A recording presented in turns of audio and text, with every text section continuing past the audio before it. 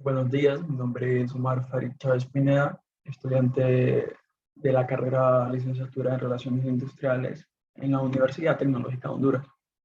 Actualmente estoy cursando la asignatura de Filosofía impartida por el catedrático Guillermo Fernando Brand.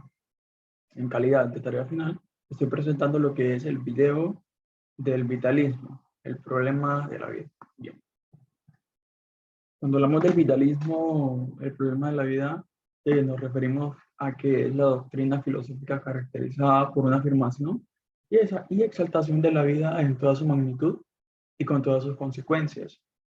El origen, el origen del vitalismo surgió de la mano de una serie de pensadores que se caracterizan por una especie de racionalismo, como reacción a los varios movimientos revolucionarios socialistas de la segunda mitad del siglo XIX. Tenemos que entender esto, que el vitalismo se va forjando por lo que es el pensamiento de cada pensador. Por ende, discúlpenme la repetición de palabras, pero se basa en esto. Entre los pensadores más importantes, por decirlo así, tenemos a varios. Uno de ellos es Wilhelm Deltoy, que es un filósofo, bueno, era un filósofo alemán, para quien la vida es el existir humano que se vive.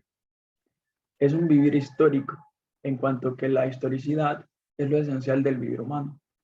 La posición de Dilthey se entiende mejor si se tiene en cuenta esas dos circunstancias, la razón ilustrada general y abstracta. Además, al fundarse en las ciencias naturales, solo conocía repetitivo y constante. Lo que más le interesa es la crítica de la razón histórica y no de la razón teórica. En este párrafo, por decirlo así, en esa explicación, pronuncia lo que es una palabra muy importante, que es atemporal, que es algo que no tiene edad. Bien, Dilthey se encuentra con tres oposiciones con las que se discrepa. Una, entre la naturaleza y la cultura. Dos, entre la génesis y estructura. Tres, entre ciencias de la naturaleza y ciencias del espíritu, conocidas actualmente bajo el término de la ciencia humana. Otro pensador muy importante que tiene el vitalismo, el problema de la vida, es Friedrich Nietzsche, que nació en 1844 y murió en el año 1900. Para este filósofo alemán, la vida tiene un sentido biológico o cultural, es decir, la vida es el impulso natural y es vivencia. En su tercera etapa filosófica, denominada zaratústrica, después de objetar la manera tradicional de entender la vida y la voluntad, propone su especial visión de la vida y sus teorías sobre la voluntad del poder y del superhombre. Este pensador tenía una crítica. Bueno, la actividad crítica de este pensador se puede resumir en lo que son tres puntos. La crítica a la moral, la crítica a la metafísica y crítica a las ciencias positivas. También tenemos lo que es otro pensador que reúne todo el vitalismo, el problema de la vida, que fue Henry Bergson. Nació en el año 1859 y murió en el año 1941. Era un filósofo judío francés. Para él la vida es impulso vital universal que lucha contra la materia porque aquel quiere progreso. Y lo retarda. Para este pensador, el objetivo principal de la filosofía es la capacitación de la realidad, pero principalmente de la vida. Comienza por establecer la diferencia radical entre ciencia y filosofía, que según él deriva del distinto camino que sigue cada una para llegar a la realidad. Las ciencias se valen del análisis, operación propia del intelecto.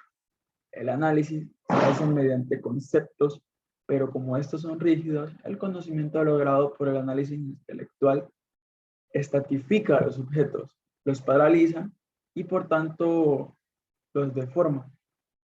Sin embargo, el acceso a la realidad por este camino es muy útil, porque la finalidad no es conocer los objetos, sino utilizarlos. Por lo tanto, el pensamiento de este personaje es utilitarista. Otro pensador que tenemos es José Ortega. Era filósofo español. Para él la vida se maneja en dos sentidos. En la primera etapa predomina el biológico, mientras que en la segunda predomina el biográfico histórico.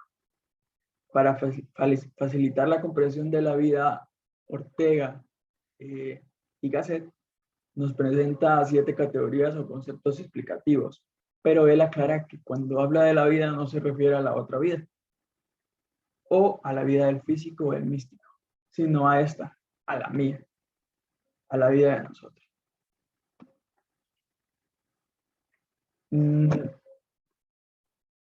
Vamos a lo que es, a aclarar lo que es un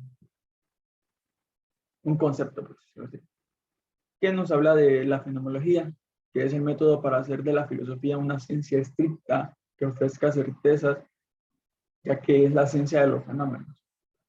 El término fenómeno tiene un significado diferente al que le dieron a Hume y Kant, los pensadores del vitalismo. Este método fenomenológico está desarrollado en 3 etapas: la actitud natural, la reducción o apoge y la introducción e idea.